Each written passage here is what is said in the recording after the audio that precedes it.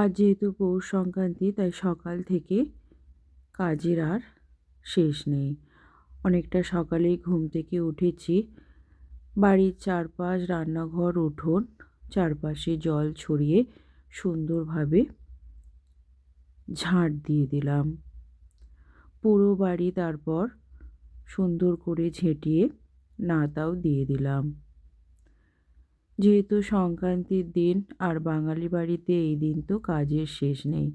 পুরো বাড়ি ঘরদর সুন্দর করে ঝেঁটিয়ে পরিষ্কার করে তারপরে পুজোয় বসবো।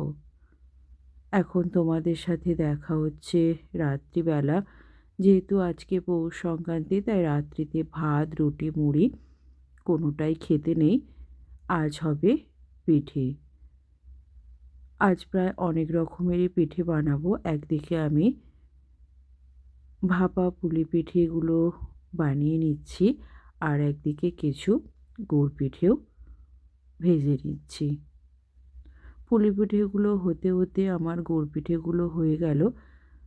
সাথে আমি ওই কড়াইতেই কিছু সরু চাকুলি বানিয়ে নিলাম। আজ তোমরা বাড়িতে কে কে পিঠে বানালে অবশ্যই কমেন্টে জানিও। ভিডিওটা ভালো লাগলে লাইক, শেয়ার, সাবস্ক্রাইব করে দিও।